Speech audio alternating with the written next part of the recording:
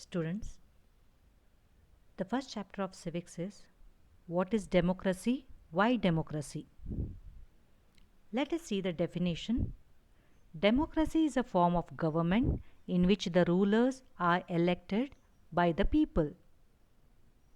Here you find four things which raise form of government, ruler, election, people. Now, who is a ruler? In monarchy, it's a king. A ruler can be a dictator, he can be a king, or it can be a democratic rule where the people are electing the ruler. So, which type of a ruler are we talking about? The second one is election. In this, we get a lot of questions. What process have we used to elect a ruler? Is it democratic election? So, what type of election it will be? How will it be conducted? Is it free and fair? So many questions raise. The next type is people. The definition says by the people. Does this mean all the people? Actually, below 18 age group are not allowed to vote. So, there are many questions that raise here. Do all people above 18 plus can vote? Is citizenship mandatory? Is there gender bias? Etc. The fourth is form of government. There are different forms of governments. In Nepal, we can see monarchical form of government where the king rules. When we elect a ruler, do the ruler has rules to obey or he can do whatever he wants? Are there any limits to function a democratic government, etc.? So we will discuss all these key terms in detail. Features of democracy. The major decisions by elected leaders. Let's study a case of Pakistan. General Pervez Musharraf led a military coup in October 1999. Meaning of military coup: removal or seizure of a government and its powers. General Pervez Musharraf was the military head. Later, he overthrew a democratically elected government and declared himself the chief executive. Later, he changed his designation as president.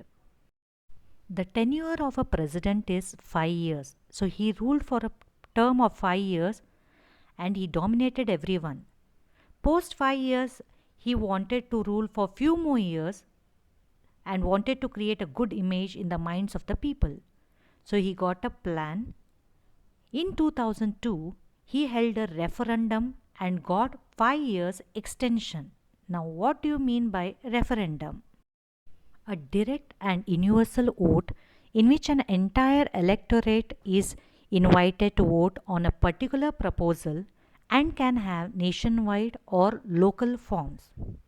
Let me give you an example to understand this better.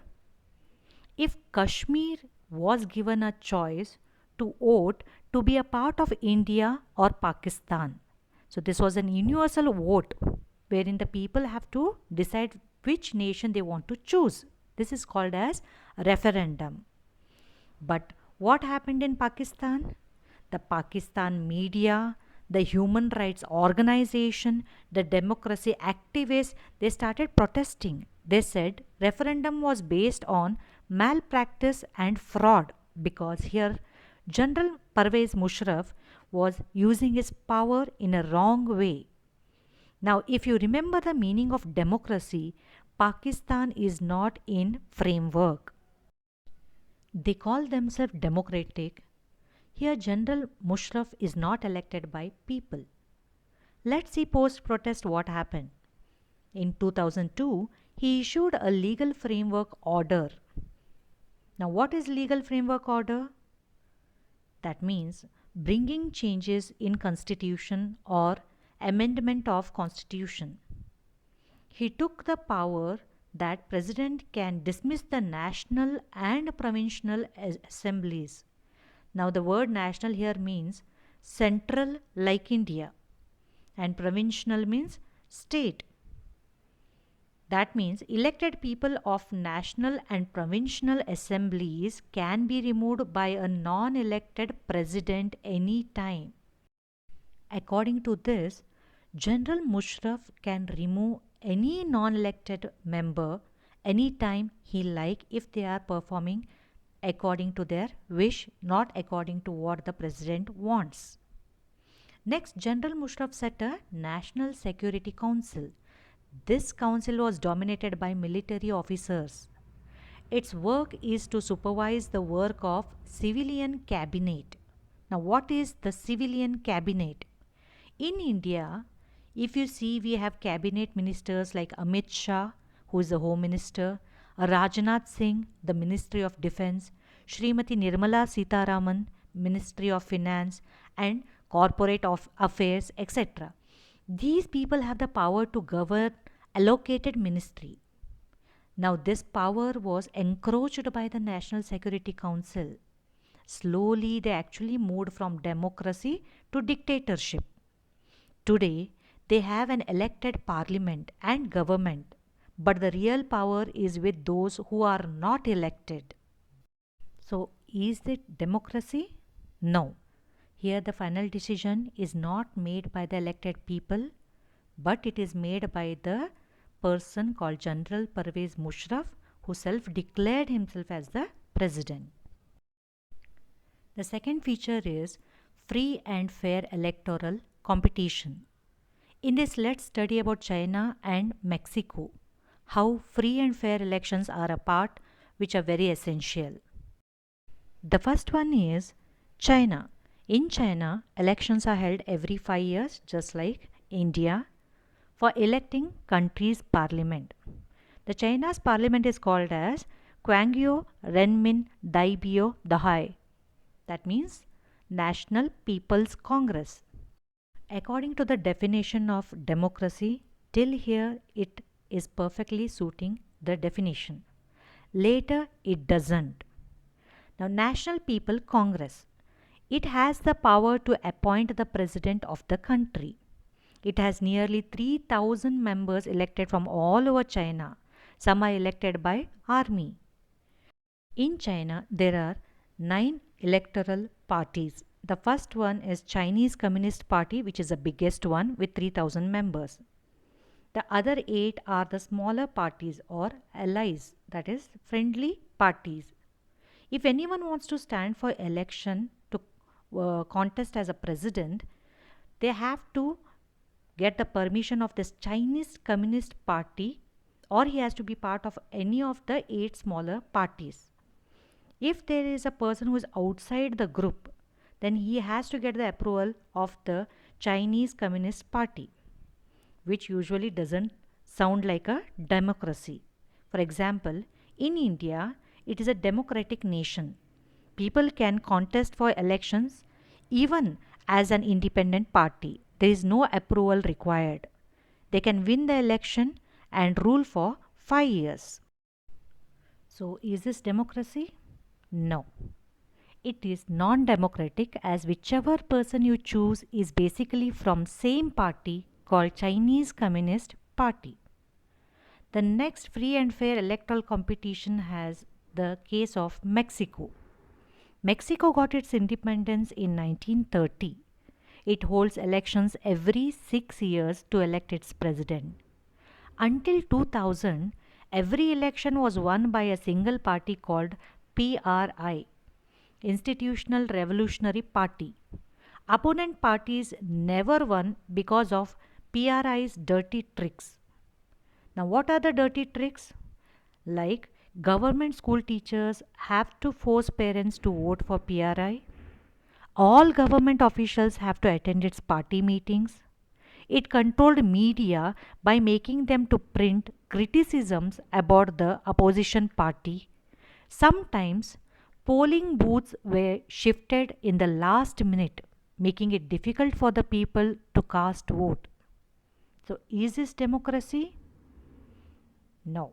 In Pakistan case, we studied that the cast to vote right should rest with the people, which did not exist in Pakistan. A democracy must be based on a free and fair election. In China and Mexico case, this point is not valid. Their people are getting elected from the same party.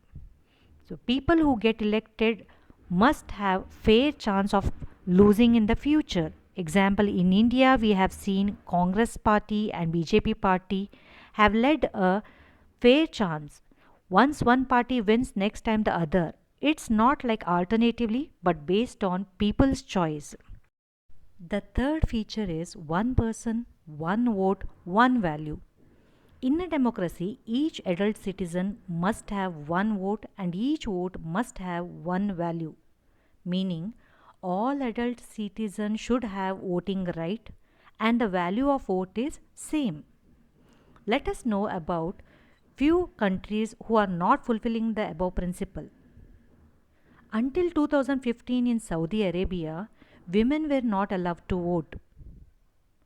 Estonia, Russian minority find it very difficult to get the right to vote.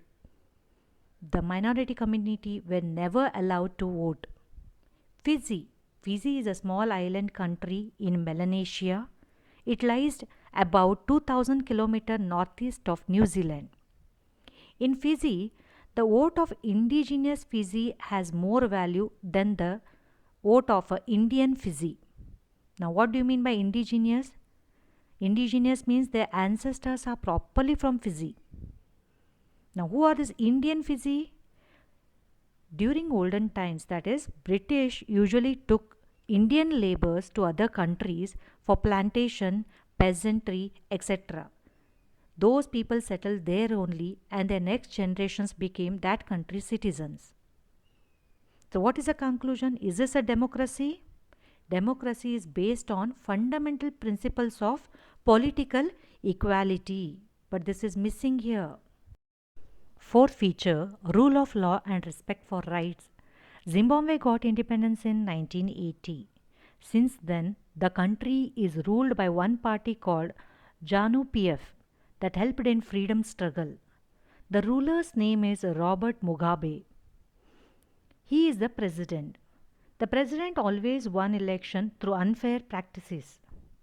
Constitution was changed to gain more power for the president. If you recall, this is same like the Pakistan case study wherein General Musharraf, the president of Pakistan, kept changing the constitution for his benefit. Now, if we come back to the Zimbabwe case study, here opposition party workers were harassed and the meetings were disrupted again and again. The protests against the president was always illegal. There was a law brought into action. Now the TVs and radios were also controlled by the government. The newspapers can't print bad about the ruling party. The government didn't follow the laws of judicial system. Is this democracy?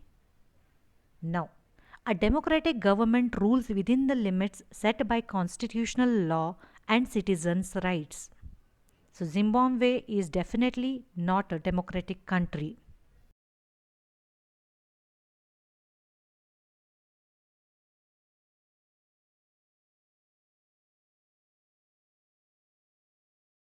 These are the four features with the given examples of Pakistan, China, Mexico, Saudi Arabia, Fiji and Zimbabwe.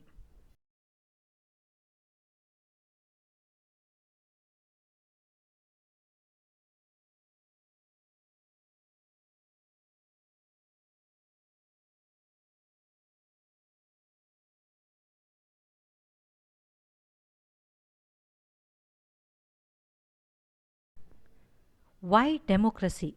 There are a lot of arguments against democracy. The first point is leaders keep changing in a democracy.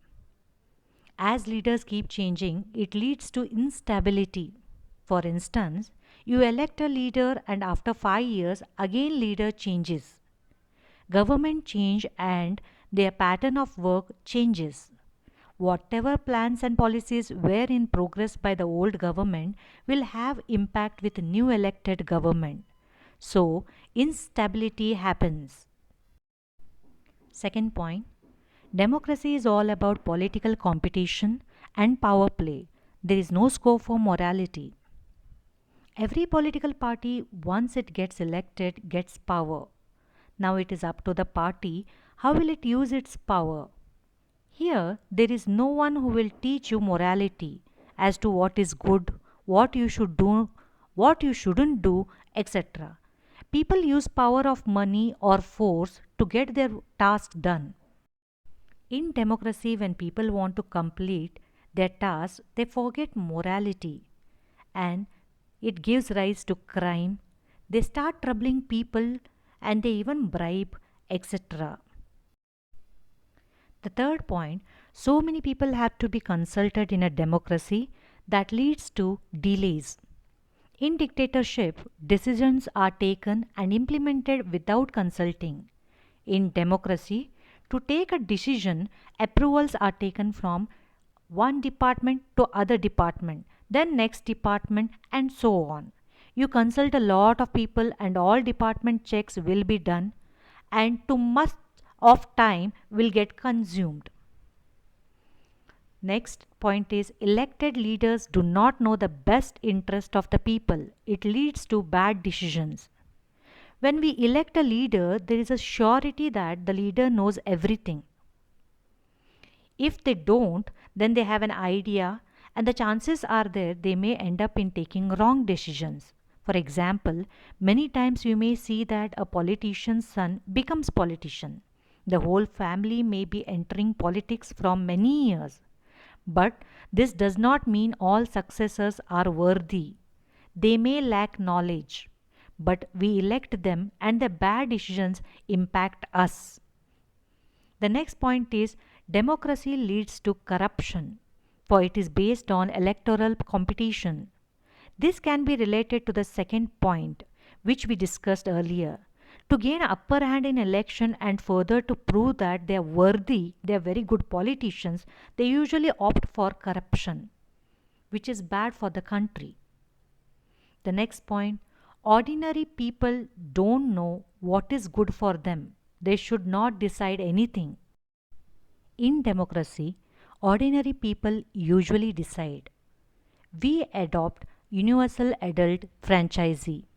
According to this, above 18 plus age group citizens can cast vote irrespective of gender, education, financial position, caste, community or religion. As everyone doesn't have sufficient knowledge. In ancient democracy, their limited franchisee used to exist. That means only few people have the right to vote. They felt only educated community should vote as they believed uneducated people lacked knowledge and may opt for a wrong leader. Next, let's see arguments for democracy. For means which are supporting democracy, the merits. First point, a democratic government is a better government because it is a more accountable form of government. Let's start with an incident, that is the China's famine. China had faced a famine in 1958 till 1961. That was nearly 3 crore people died. India's economic condition was not much better than China. Due to famine, there was scarcity of food. Here, we are discussing how India and China's democracy attended to the needs of the people during famine. In China, more people died than in India because in a democratic country like India, we have multi-party. If a ruling party does not meet the country's demands, opposition party and media pressurize the ruling party to do the needful. In a non-democratic country like China, it all depends upon the ruler. If the ruler doesn't want, they don't have to act according to the wishes of the people. Here government is accountable. Second point, consultation and discussions. No rash or irresponsible decisions. They are the quality decisions. In democracy, you have to consult and discuss with many people. This point we studied in demerits also. Here it can be taken as a merit. During debates and discussions, rash or irresponsible decisions are not taken. Many Consultations helps in getting quality decisions. The next point is democracy provides a method to deal with differences and conflicts. People are bound to have differences in a country, like India, which has social diversity. People belong to different regions, speak different languages, different castes, etc. The preferences of one group can clash with other groups. How to solve such conflict? The conflict can be solved by brutal power. By this, dominant group forces weaker groups, but this leads to unhappiness. In democracy, it doesn't happen like that. Democracy provides peaceful solution. Here the government tries to resolve the issue and try to bring peace and harmony. The next fifth point is political equality and respect for rights. Democracy enhances the dignity of citizens. What do you mean by political equality? All people, immaterial of gender bias, education, rich or poor, etc., are provided equal opportunity to vote. All individuals are respected. Here, focus is on individuals, not like monarchy. Democracy enhances the dignity of individuals and not some specific group. The next point is democracy is better than other forms of government because it allows us to correct its own mistakes. Voters get a chance not to elect a wrong leader in next election. Example, if a present ruler is not improvising country and is not taking good decisions, voters have the chance in next election. They need not vote the present leader. Similarly, the ruler can change their decisions by hearing discussions and debates. This is not available in other forms of government. Broader meaning of democracy. The first question, what is representative democracy? Majority of people elect representatives who rule the country. These representatives take a right decision. This is representative democracy. Second question, why is it necessary? We can't involve huge population to sit in one place every time to take a decision. Even if they could, all people may not be free at the same time. Some may agree and some may refuse. Counting can also become very difficult, etc. Third question, we should focus on having a good democracy. To have a correct democracy, we should take the right decisions. Correct decisions helps in achieving good democracy. A democratic democracy involves consultation with and consent of all those who are affected by that decision. This can happen only when the decision making doesn't have any bias. How can you make a decision making perfect? People who are not powerful have the same say as powerful. This is applicable to the government or a family or an organization. Conclusion. No country is perfect. Citizens of a country can make a country perfect by improvising the ideas of democracy and to make it successful. It's the responsibility of every citizen of the country.